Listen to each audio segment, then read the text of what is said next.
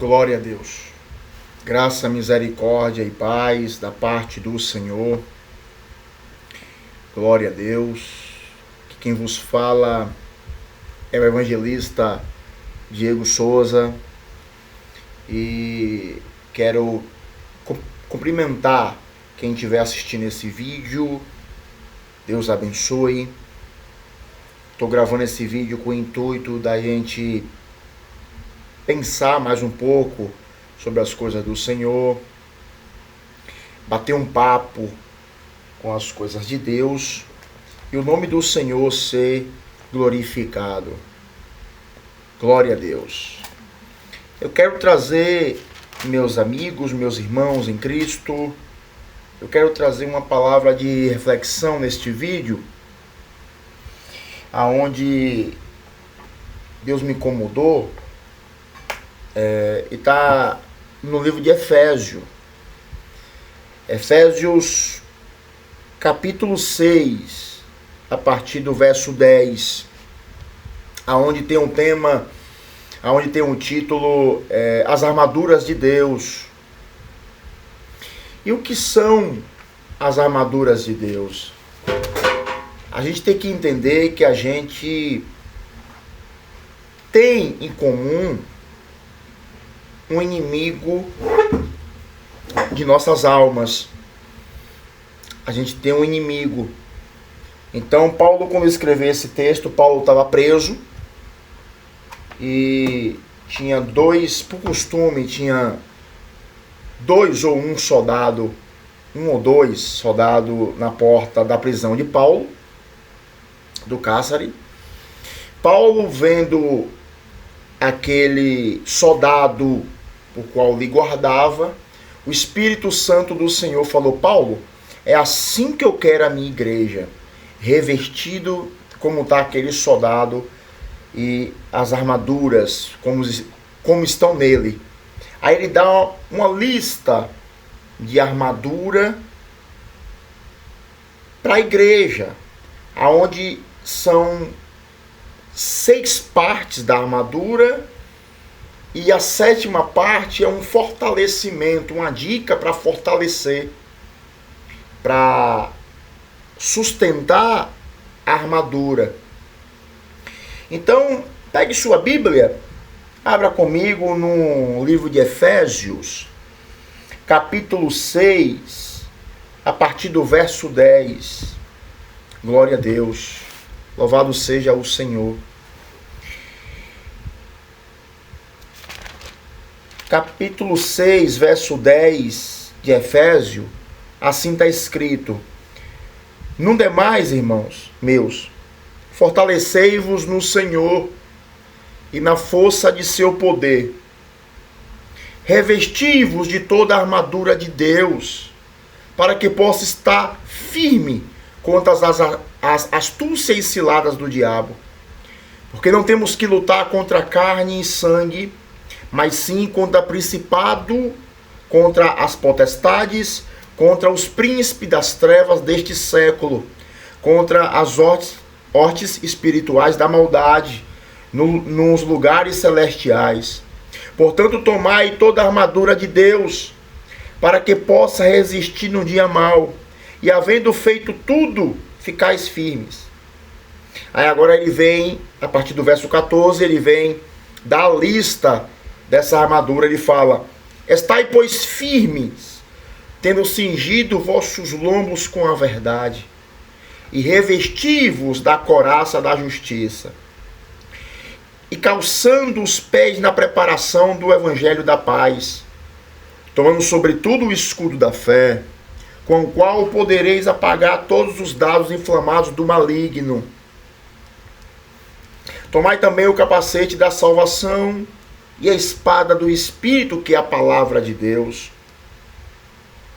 Orando em todo o tempo, verso 18, orando em todo o tempo, com toda oração e súplica no Espírito, e vigiando nisso, com toda perseverança e súplica por todos os santos. Amém? Vamos orar em nome de Jesus, para Deus nos dar graça. Soberano Deus, eterno Pai, aqui agora diante da Tua presença, meu Senhor, Queremos te louvar, te exaltar, glorificar o teu nome, o teu poder, dizer que só o Senhor é Deus. E agindo o Senhor, ninguém impedirá. Pai amado, Pai querido, quem estiver assistindo esse vídeo, Senhor, onde esse vídeo alcançar, que o Senhor revista esse irmão, revista essa irmã com as armaduras de Efésios 6:10, segundo a tua palavra. Pai, somos pequeno, falho, pecador, insignificante.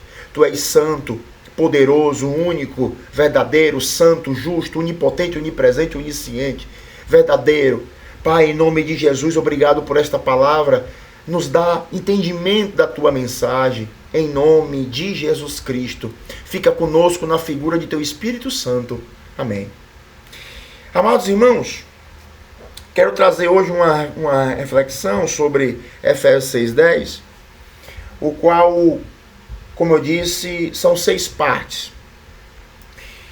No verso 14, capítulo 6, 14 de Efésios, Paulo começa falando assim: estai, pois, firmes, tendo cingido vossos lombos com a verdade. Primeira parte. Primeira parte aqui é cinturão da verdade. O que é isso?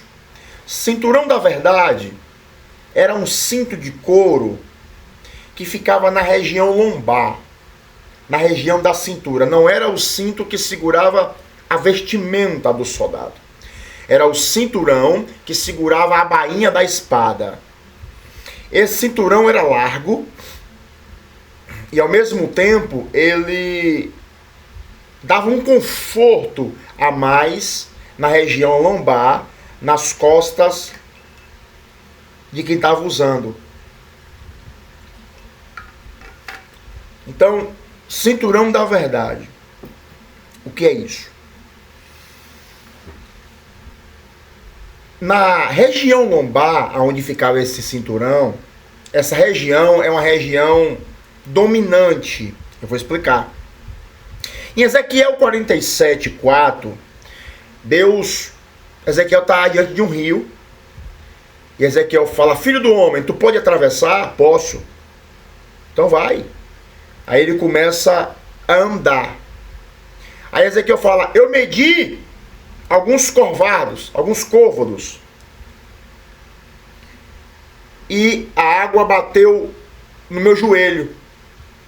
Não, perdão, cobriu meus pés. A voz perguntou: tu pode ainda atravessar? Ezequiel falou: posso. Então vai. Andei, medi mais uma quantidade de distância, de côvado, de côvado, e a água deu no meu joelho. A voz perguntou: tu ainda pode passar? Posso. Andei mais um bocado, medi e andei, e bateu agora na região da minha coxa. Ezequiel 47:4. A voz perguntou: tu ainda pode atravessar? Posso. Andei mais alguns metros, e agora a água bateu nos meus lombos. A voz perguntou: e agora? Ezequiel respondeu: agora, Senhor, não posso mais atravessar. Agora só a nado. Não consigo mais ir andando. Aí Deus falou: é aí que eu te queria. É aí que eu quero o ser humano. Enquanto o ser humano puder fazer, eu não me intrometo. Mas enquanto chega em uma situação onde o ser humano não tem controle, aí que entra Deus. Então Deus estava falando para Ezequiel: tu chegou aonde eu queria, que agora tu depende de mim. Eu que vou te guiar. A água bateu aonde? Nos lombos. Em João 17:17,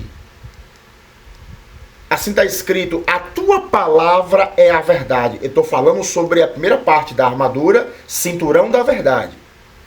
Em João 17:17, João fala: a tua palavra é a verdade. Ora, se a palavra de Deus é a verdade, e o cinturão da verdade, então o cinturão é a palavra. O cinturão é o próprio Deus, espiritualmente dizendo. Em João 14:6, Cristo fala: eu sou o caminho, a verdade e a vida. Ninguém vai ao Pai, senão por mim. O que é que ele está dizendo? Ei, eu estou no controle. Ninguém vai ao Pai se eu não guiar. Então, se o cinturão está na região lombar e o cinturão é Cristo, porque o cinturão da verdade, Cristo é a verdade, e a região lombar é uma região dominante, o que quer dizer que é Cristo nos dominando. O que Paulo está dizendo, cingi vossos lombos com a verdade, é Cristo está no controle da tua vida. Aleluia. 1 Pedro 1,13 fala assim, portanto, cingindo vossos lombos e vossos entendimentos. Existe um golpe no jiu-jitsu que chama guarda fechada. E eu conversando com um amigo meu que já treinou e gosta muito dessa luta, e eu fui perguntar a ele, estudar sobre a região lombar. Ele falou, Diego, tem um golpe chamado guarda fechada, que é um golpe onde a pessoa domina o outro, finaliza a luta na região lombar. Por quê? Porque é uma região dominante. Nas lutas que chamavam antigamente de lutas livres, ou as lutas grega, romana, se um camarada pegasse o outro, abraçasse pela cintura e suspendesse, o que pegou tinha o domínio, o controle da luta para guiar a pessoa e jogar onde quisesse. Ainda é assim. Então, se isso simboliza o controle da situação, Paulo está dizendo o cinturão da verdade é Jesus no controle das nossas vidas. Aleluia. É Jesus no controle da nossa situação. Porque somos limitados, somos falhos e dependemos de Cristo para nos ajudar e nos guiar. Cinturão da verdade. Ele é o caminho, a verdade e a vida. É Jesus no controle das nossas vidas. Se Cristo estiver no controle das nossas vidas, você automaticamente e eu estamos usando o cinturão da verdade. Amém? Segunda parte. Está no verso 14 ainda. Capítulo 6, verso 14 de Efésios. Primeira parte estando cingido vossos lombos com a verdade, vírgula, e vestida a couraça da justiça. O que é isso? Couraça da justiça era como se fosse um colete balístico, um colete à prova de balas que a polícia usa. Era um colete, mas lá, essa couraça, ela é feita de couro, as tiras de couro, com as passadas de chapa de ferro, de metal. E isso, no contexto humano, essa couraça, ela guardava a região do tórax, do pescoço, por aqui pelas costas. Era para poder proteger contra flecha, contra pedrada, contra lança, contra qualquer porrada que recebesse na região do tórax. Materialmente falando, essa é a couraça. Espiritualmente falando, quando Paulo fala, colocai a couraça, vestir a couraça da justiça, automaticamente Paulo está dizendo para proteger o coração, espiritualmente falando. Por quê? Porque o único órgão que está aqui na região do tórax, aonde engana o homem de toda essa região, é o coração. Aleluia. Em Provérbios 4, 23, fala assim, guarda o teu coração. De quê? Dos sentimentos maus. O coração do homem engana. Em Jeremias 17, 9, enganoso é o coração, mais do que todas as coisas, porque ele é perverso. Eu prego Bíblia. Então, o vestir a couraça da justiça é o nosso coração está blindado contra os desejos deste mundo, contra as perversidades humanas, contra os sentimentos que herdamos de Adão. Então é isso que é revestir com a couraça da justiça, blindar o coração contra os ataques dos sentimentos do nosso inimigo.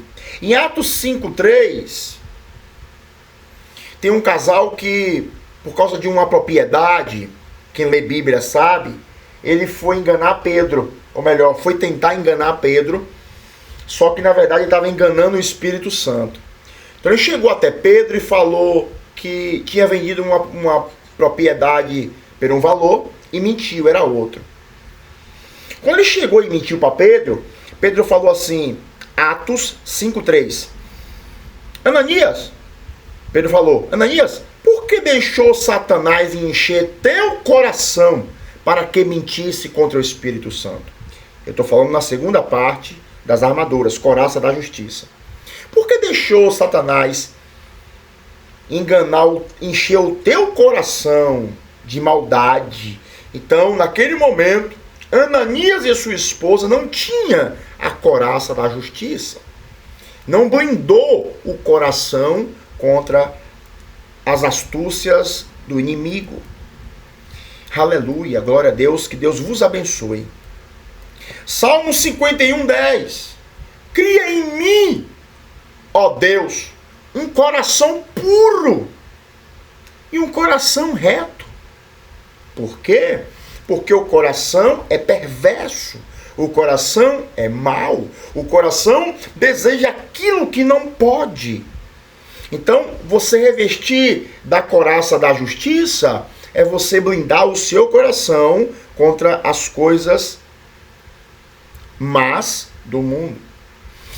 No Sermão da Montanha, no Sermão da Bem-aventurança, em Mateus 5, verso 8, Cristo fala assim pra gente, bem-aventurado os limpos de coração. Por quê?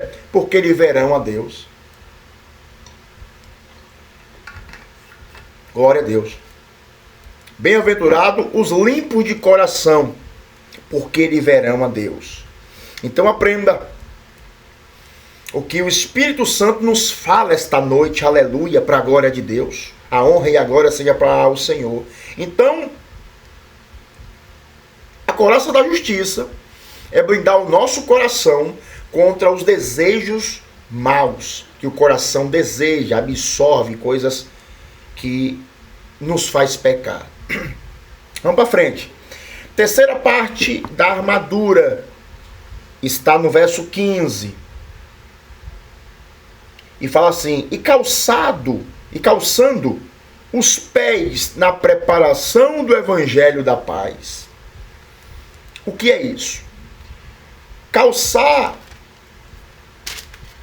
os pés na preparação do evangelho da paz é um calçado que Paulo olhando para o romano, como eu expliquei no início, existia um soldado na frente da cela de Paulo, e existia um calçado específico, deixa eu procurar aqui, existia um calçado específico que esse calçado era uma sandália com tiras de couro e era um calçado com tiras de couro e debaixo do solar dessa sandália tinha uns birros. Esses birros tipo chuteira de jogador de futebol. E por que esses birros? Porque as guerras na época da Bíblia era uma guerra de atrito, era uma guerra de combate físico. Então, se o soldado tivesse um calçado com um solado liso, ele escorregava no chão que ele estava guerreando. Então tinha uns birros onde ele encravava no chão e no empurrar do escudo ou da lança, os pés não escorregavam. Humanamente falando, materialmente falando, espiritualmente falando, trazendo para o lado espiritual, o calçado do Evangelho da Paz é eu e você ter uma paz inabalável. É eu e você ter uma paz onde as aflições da vida não nos derruba, não nos escorrega da presença de Deus. Em Deuteronômio 32, 35, parte A do texto fala assim: a seu tempo, quando resvalar seu pé. Essa é uma das introduções de uma mensagem de um grande pregador chamado Jonathan Edwards, que ele prega sobre pecadores na mão de um Deus irado. Ele usa essa passagem. O que significa isso? Deuteronômio 32, 35. A seu tempo, quando resvalar seu pé. Resvalar que é escorregar. O texto fala que Deus coloca as pessoas em lugar escorregadio. Salmo 73, 18 e 19. Tu certamente os põe em lugares escorregadios e faz cair na destruição. O que é isso? Se a gente tiver calçado com o Evangelho da Paz, a gente estar com a paz alicerçada na palavra de Deus, a gente está com os pés na palavra do Senhor, e nessa palavra a gente tem alicerce, como se fosse uma rocha, a gente tivesse cravado nela. E Paulo está dizendo que não deixe as aflições da vida te derrubar. Como assim, irmão Diego? Existe crentes, pessoas que por qualquer motivo quer sair da presença de Deus. Eu perdi o emprego, vou me desviar. Eu dei a paz do Senhor ao pastor e não respondeu, eu vou desviar. Liguei para o pastor, vim na minha casa, ele não veio, vou desviar. Então, são alguns motivos que tira da presença de Deus. E isso não pode acontecer. Isso não pode acontecer porque temos que estar com uma paz alicerçada na rocha que é Cristo. Salmo 119, verso 105, fala assim: lâmpada para meus pés é a tua palavra. O salmista aqui está dizendo assim, neste mundo de escuridão, de trevas, eu preciso de uma lanterna, de uma iluminação, que é a palavra de Deus, para clarear meus pés, para que eu não escorregue e venha ter a ruína. Então, calçado do Evangelho da Paz aqui, é eu e você ter uma paz alicerçada. Aleluia. Estou falando hoje sobre as armaduras de Deus, em Efésios 6, a partir do verso 10. Algo muito bom para a gente. João 14, 27, ainda aqui falando do calçado da paz, João fala assim: é a palavra de Jesus, deixo-vos a paz, a minha paz não dou como o mundo vos dá. A paz de Cristo, ela é superior a tudo. A paz de Cristo não tem outra igual. Vamos lá, mais um pouquinho. Quarta parte da armadura. A quarta parte da armadura está no verso 16. E fala assim: tomando sobretudo o escudo da fé, com o qual podeis apagar todos os dardos inflamados do maligno. O escudo materialmente falando, era um arco de madeira, ele podia ser redondo ou oval, e tinha umas tiras de aço, e no fundo dele uma tira de couro aonde colocava o braço. Então o escudo era para proteger contra flechada, pedrada, paulada na guerra, porque era atrito, era de corpo, era de espada. Então Paulo vê naquele escudo do soldado, ele trazendo para o mundo espiritual o escudo da fé. É eu e você ter uma fé inabalável.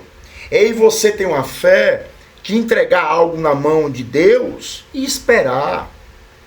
É pela fé a gente saber que nosso galardão ele é grande e vai ser eterno. Pela fé a gente tem uma moradia no céu. É nada nos atrapalhar e não deixar a fé diminuir. Em Gálatas 5, do 16 ao 20, Paulo fala assim: mas o fruto do Espírito é amor, alegria, paz, longanimidade, benignidade, bondade, fé. Aí vem mansidão e domínio próprio. Então observe que a fé está em um dos frutos que o Espírito Santo gera em nós. Aleluia. Então peça ao Senhor para gerar o fruto da fé. Por quê? Porque sem fruto não podemos servir ao Senhor. Deus não te chamou para ser infrutífero. Então o escudo da fé é você ter uma fé para poder as atribulações do mundo não nos distrair e tirar da presença de Deus. Aleluia e louvado seja o nome do Senhor. Em 2 Coríntios 5, 7, fala assim: porque andamos por fé e não por vista. O crente, ele não pode andar vendo, ele tem que andar crendo. É por isso que o ateísmo ele existe, porque o ateísmo ele é materialista. Ele tem que ver matéria, substância, tem que a ciência comprovar. E tem coisas, muitas delas no reino espiritual, que é por fé. Você crê sem ver. Então o escudo da fé é as coisas, as dúvidas que o inimigo joga na cabeça. O inimigo joga a toda hora. É você crer. É um parente estar doente e você crê que ele é a cura. Pela fé. É uma pessoa estar desempregada e você crê que amanhã você vai ter o que comer em casa e como pagar as suas contas. Pela fé. Pela fé você profetizar e dizer: eu já vejo algo aqui, eu já vejo algo ali, e aquilo acontecer. Em Efésios também aqui, mas capítulo 2, 8 a 9, Paulo fala: porque pela graça sois salvos por meio da fé. Então a fé aqui é você saber que você é salvo, não ter dúvida. O inimigo lança seta de dúvida. Ele tentou isso com Jesus. Em Mateus capítulo 6, em diante, do 7, a tentação de Jesus, ele fala, o capítulo 4, mais ou menos ali, ele fala: se tu é filho de Deus, transforma essas pedras em pães. Se tu é filho de Deus, pula de alto a baixo. Então ele estava lançando em Jesus os dados da dúvida, mas não conseguiu. Amém? Glória a Deus, louvado seja o Senhor. Bom estar sendo esse vídeo de reflexão. Quinta parte da armadura. Já vou terminar. Capacete da salvação. Está no verso 17. Tomai também o capacete da salvação. Aqui no 17 tem a parte A e a parte B, que tem duas partes da armadura em um só versículo. Mas a parte A é capacete da salvação. O que é isso? O capacete, humanamente falando, era uma chapa de aço que cobria as orelhas, ficava só o rosto aqui de fora, para proteger contra golpes, pedradas. Dentro tinha uma espuma, tinha um pano onde amortecia, tipo um capacete de motoqueiro, só que de ferro, de aço. Alguns deles cobria também aqui a parte do nariz, onde ficava só essa parte de fora, e protegia contra os golpes na cabeça. Espiritualmente falando, Paulo está dizendo: colocai o capacete da salvação. Literalmente, isso aqui é blindar a tua cabeça contra os dados e os ataques de Satanás. A gente tem em nosso cérebro, isso quem fala já é a psicologia, a gente tem em nosso cérebro uma parte chamada hipocampo. Hipocampo é onde nosso cérebro, a parte dele, hipocampo é onde vem todas as informações, tanto de pensamento, como de vista e como de audição. Então a gente vê, a gente escuta e a gente pensa, vai tudo para o hipocampo. Quando chega no hipocampo, atrás do hipocampo, como fosse aqui a palma da minha mão, aqui é o hipocampo. Chegando nesse ponto aqui, tem uma glândula chamada amígdala. Não é a amígdala da garganta, aqui também é amígdala. E essa amígdala aqui, ela é o sensor de perigo das informações que está no hipocampo. Hipocampo dá a ideia de campo de batalha, campo de guerra. Então é ali que vem as informações. Quando o inimigo te ataca, ele ataca no hipocampo, perigo, alerta. Se você vê uma cobra, vê um buraco. Se vê alguém na sua direção, um tiro. Então vai para o hipocampo, a amígdala automaticamente é ativada para o seu corpo reagir, ou correr, ou chamar a polícia, ou fazer o que for. Então a amígdala, ela prevê o perigo e coloca o corpo em alerta. Então o hipocampo, ele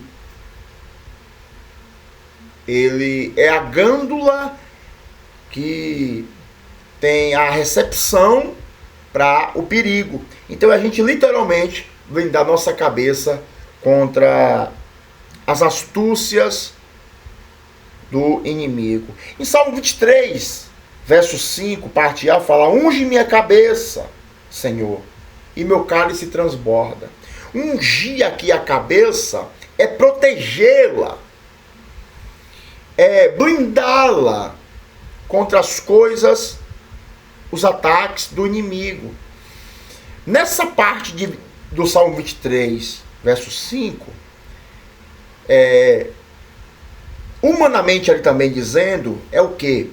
A ovelha, o animal ovelha, ele é todo peludo, mas só a parte de seu rosto que não tem pelo. Então no deserto tem muita mutuca, muita muriçoca. Então a muriçoca, como não ia para a parte da lã do corpo que estava robusto, ela ia para a parte do rosto. E a ovelha ficava se batendo para tentar tirar aquelas mutucas. Então, literalmente, o pastor do animalzinho ovelha passava um óleo no rosto da ovelha animal para essas mutucas não virem picar. Então ele trazendo para o espiritual, ele fala: Senhor, unge minha cabeça, como eu unjo das ovelhas. O salmista Davi está dizendo no Salmo 23, unge minha cabeça. Mas ele espiritualmente está dizendo: unge minha cabeça contra os ataques maus, contra os maus pensamentos. Nossa cabeça é o campo de batalha e pensamos o tempo todo. Apocalipse 13:16 fala sobre o sinal da besta. E ele fala: o sinal vai ser colocado na mão direita ou na testa. Por que na testa? Porque testa é controle.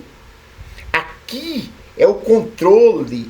Se a pessoa controlar a mente do outro, a pessoa está na direção, está no controle.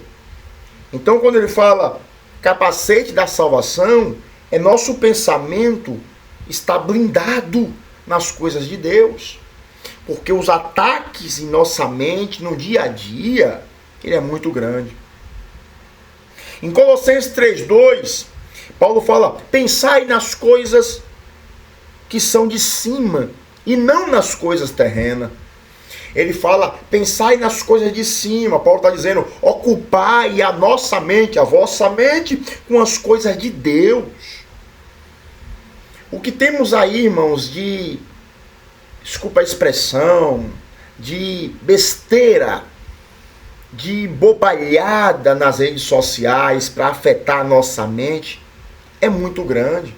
Então, que a gente pense mais no Senhor, nas coisas de Deus, como evoluir, como melhorar, tudo para a glória do Senhor. Amém?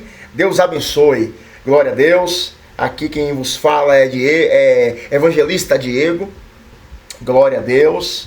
E estou falando sobre Efésios 6, a partir do 10, as armaduras de Deus. Vem comigo.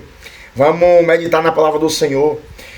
Penúltima parte da armadura está ainda também no verso 17. Irmãos, eu amo a palavra de Deus, eu estudo muito a palavra do Senhor, eu destrincho muito a palavra de Deus e senti em compartilhar isso com os irmãos. Ainda no verso 17, ele fala assim, parte B, e a espada do Espírito, que é a palavra de Deus. Parte B do versículo. Então, a penúltima parte é a espada do Espírito. O que é espada? Lembra que lá no começo do vídeo, quem lembra, se você não lembrar, volta o vídeo e veja, que existe cingir os lombos, que é o cinturão onde segura a bainha da espada. Onde está a espada aqui? A espada, ela fica acoplada na bainha desse cinturão, a primeira parte da armadura. Então, observe que uma coisa liga a outra. Se você tem um cinturão, é Jesus no controle da sua vida, você agora é apto para ter uma espada, que literalmente é a palavra de Deus, e você manuseá-la. Deus está no controle e você saber usá-la. Literalmente é a palavra de Deus. Como eu citei em Mateus 4, que foi a tentação de Jesus no deserto, do 1 ao 11, Jesus usou a espada do Espírito contra Satanás. De que forma? Na palavra de Deus. Se você conhecer versículo bíblico, se você conhecer a palavra de Deus e você usá-lo, você está usando a espada do Espírito. Então, Satanás, quando veio tentar, falou assim: se tu és filho de Deus, transforma essas pedras em pães. Jesus puxou, literalmente, simbolicamente dizendo, ele puxou a espada do Espírito e falou, e deu uma bordoada, quando ele falou: nem só de pão vive o homem, mas de toda palavra que sai da boca de Deus. Segunda tentação, ele falou: se tu és filho de Deus, pula daqui abaixo. Levou para um lugar alto. Cristo puxou novamente a espada e falou. Também está escrito: não tentarás o Senhor teu Deus. Terceira parte, ele falou: Messias, Cristo, Nazareno, se tu é filho de Deus, ou melhor, tá vendo isso aí? Tudo eu te dou. Mostrou a riqueza. Tudo isso eu te dou, se tu prostrar-me e adorar. Cristo puxou novamente a espada e falou: Satanás, apartai-vos de mim, porque só o Senhor darás culto e só perante ele prostrar. Aleluia, louvado seja Deus. Então Cristo usou a palavra, literalmente dizendo, simbolicamente, era Cristo desembaiando a espada e batendo. Então estude a palavra do Senhor, medite na palavra de Deus. 2 Timóteo 3,16 fala assim: toda a Escritura é divinamente inspirada por Deus, útil para ensino, para correção, para educação na justiça, a fim de que todo homem de Deus seja perfeito e perfeitamente habilitado para toda boa obra. Aleluia, louvado seja o Senhor. Meu irmão, minha irmã, o que você precisa, o que eu preciso, está aqui. Na palavra de Deus. Queira a palavra do Senhor. Medite nela. Estude. Passe tempo lendo a palavra do Senhor. Que é você, quando você lê a palavra de Deus, você literalmente está amolando a sua espada para poder vencer as astúcias do inimigo. João capítulo 5, 39, fala assim, examinai, Cristo falando, examinai as escrituras, pois são elas as mesmas que testificam de mim. Cristo está presente do Gênesis ao Apocalipse. Então tenha a palavra de Deus na sua mente, estude para você ver o que é seu, o que você tem direito e como vencer as astúcias de Satanás. Oséias 4,6, meu povo sofre porque lhe falta conhecimento, porque não estuda. Então estude a palavra de Deus, que é espada do Espírito. Josué 1,8, medita nela dia e noite e fará prosperar os teus caminhos. Aleluia. Medite na palavra do Senhor. Passe tempo lendo.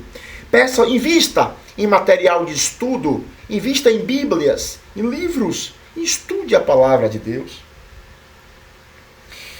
Salmo capítulo 1, verso 2. Antes o seu prazer está na lei do Senhor e nela medita dia e noite.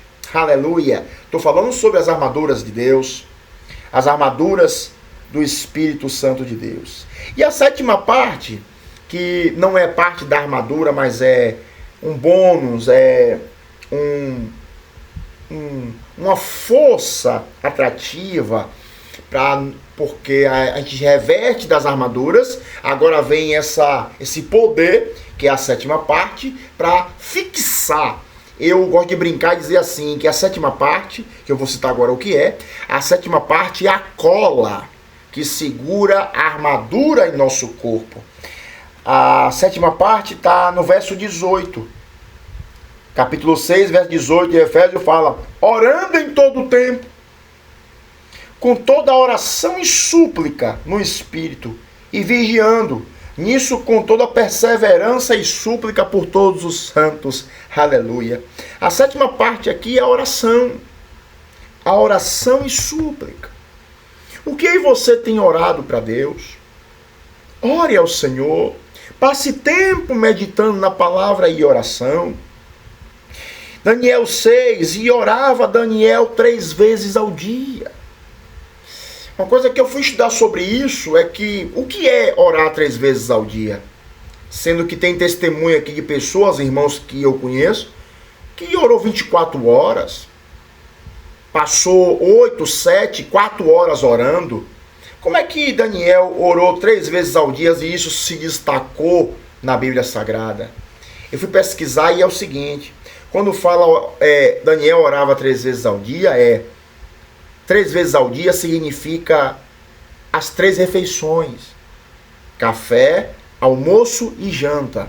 Quando fala ele orava 3 vezes ao dia, fui pesquisar, Daniel literalmente, ele orava antes das refeições, ele priorizava a oração, para depois, se sobrasse tempo, ele se alimentava fisicamente. Isso é grande, irmãos. Ele passava mais tempo orando, alimentando o espírito. Se sobrasse tempo, desse tempo, ele tomava café, comia alguma coisa. Então é isso que orava 3 vezes ao dia. É isso que se destacou na Bíblia. Em Atos 12, 5, Pedro estava preso.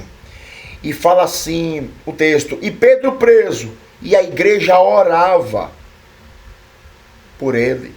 Então, ore. A oração é a chave para resolver muitos problemas, ou todos os problemas. Ore ao Senhor. Atos 16, 25. Paulo e Silas preso e orando. Ele falou, Paulo, tu ora. E eu canto louvor. Depois inverte. Um cantava e outro louvava. Então ore ao Senhor. Primeiro, as armaduras que eu citei, está conosco, ficar conosco. Antes de saber ir para um bom combate na oração. Segunda Crônica 7,14. Se meu povo que se chama pelo meu nome se humilhar e orar e me buscar e se converter de seus maus caminhos, eu virei do céu, perdoarei seus pecados e sararei sua terra. Então ore. Ore, porque as maiores batalhas nas nossas vidas vamos vencer na oração. Amém? Para finalizar, Marcos 14:32, estou falando sobre oração. Marcos 14:32 nos conta a história de Jesus, que lavou os pés do discípulo, fez a ceia e agora está indo para um lugar chamado Getsemane. Para quê? Para se fortalecer, para ir para a cruz. Então ele entrou em um lugar chamado Getsemane e foi orar. Ele levou consigo Pedro, Tiago e João, deixou e se afastou num tiro de arco. Algumas versões falam assim, e foi orar. E orando por 3 vezes, 1 hora de cada vez. Para quê? Para se fortalecer, para enfrentar o chicote, enfrentar a traição, enfrentar o azorrague, enfrentar a cruz, enfrentar a morte. E foi ali que Deus o fortaleceu. Graças a Deus. Glória a Deus por essa palavra. Deus abençoe. Eu preguei, ou melhor, a gente estudou aqui um pouco, eu e você, através do Espírito Santo, as armaduras de Deus. Efésios 6:10. Esse é um dos vídeos que eu vou lançar no meu canal do YouTube e vou colocar outros vídeos ainda que Deus for me dando aqui, a gente vai estar nessa reflexão. Deus abençoe vocês, muito obrigado, que o Espírito Santo tenha falado ao seu coração, tenha te edificado e vamos partir para cima. Cristo está voltando, vamos se unir, vamos ter mais amor. Graça e paz. Deus abençoe. Um abração.